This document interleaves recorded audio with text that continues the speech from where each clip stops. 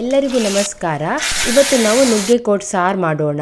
ಇದು ಅನ್ನ ಜೊತೆ ತಿನ್ನಲಿಕ್ಕೆ ತುಂಬ ರುಚಿಕರವಾಗಿರ್ತದೆ. ನಾನಿಲ್ಲಿ 2 ನುಗ್ಗೆಕೋಡನ್ನು ತಗೊಂಡಿದ್ದೇನೆ.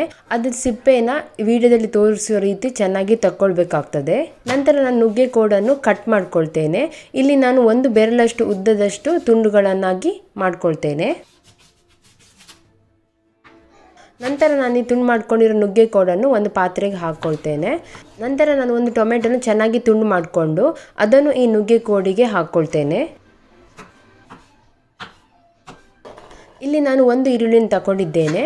ಅದನ್ನು ಚೆನ್ನಾಗಿ ತುಂಡುಗಳನ್ನಾಗಿ ಮಾಡಿ ಈ ನುಗ್ಗೆಕೋಡು ಜೊತೆಗೆ ಅದನ್ನು ಸೇರಿಸಿಕೊಳ್ತೇನೆ.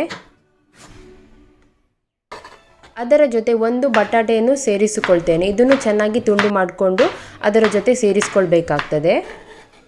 ನಂತರ ನಾನು ಅದಕ್ಕೆ ಒಂದು ಅರ್ಧ ಕಪ್ಪಷ್ಟು ನೀರು, ಸ್ವಲ್ಪ ಉಪ್ಪು, ಅರಿಶಿನ ಹಾಕಿ ಚೆನ್ನಾಗಿ ಮಿಕ್ಸ್ ಮಾಡ್ಕೊಳ್ತೇನೆ. ಇದನ್ನು ನಾನು ಸ್ಟವ್ ಮೇಲೆ ಇಟ್ಟು ಅದು ನುಗ್ಗೆಕೋಡು ಚೆನ್ನಾಗಿ ಬೇಯೋ ತನಕ ಅದನ್ನು ಬೇಯಿಸ್ಕೊಳ್ಬೇಕಾಗ್ತದೆ. ನಂತರ ನಾನು ಅದಕ್ಕೆ ಮಸಾಲೆಯನ್ನು ರುಬ್ಬಿಕೊಳ್ತೇನೆ. ಅದಕ್ಕೆ ನಾನಿಲ್ಲಿ ಕಾಯಿ ತುರಿಯನ್ನು ಯೂಸ್ ಮಾಡಿದ್ದೇನೆ. ಅದರ ಜೊತೆ ಈರುಳ್ಳಿ ಮತ್ತು ಸ್ವಲ್ಪ ಮೆಣಸಿನ ಪುಡಿ ಹಾಕಿ ಮತ್ತು ಒಂದು ಸ್ವಲ್ಪ ನೀರು ಹಾಕಿ ಚೆನ್ನಾಗಿ ರುಬ್ಕೊಳ್ಬೇಕಾಗ್ತದೆ. ಇವಾಗ ಮಸಾಲ ಪೇಸ್ಟ್ ರೆಡಿ ಆಗಿದೆ. ಹಾಗೆ ಇಲ್ಲಿ ನುಗ್ಗೆಕೋಡು ಸಹ ಚೆನ್ನಾಗಿ ಬೆಂದಿದೆ.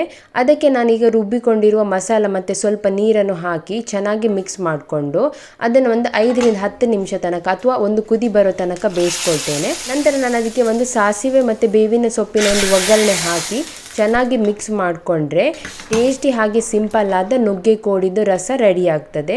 ಇದು ಅನ್ನದ ಜೊತೆ ಅಥವಾ ದೋಸೆ, ಇಡ್ಲಿ ಜೊತೆ ತಿನ್ನಲಿಕ್ಕೆ ತುಂಬ ರುಚಿಕರವಾಗಿರ್ತದೆ. ಇದನ್ನು ಒಮ್ಮೆ ಟ್ರೈ ಮಾಡಿ ನೋಡಿ. ನಿಮಗೆ ಈ ವಿಡಿಯೋ ಇಷ್ಟ ಆದರೆ ಲೈಕ್, ಶೇರ್ ಮತ್ತು ಸಬ್ಸ್ಕ್ರೈಬ್ ಮಾಡಿ. Thank you.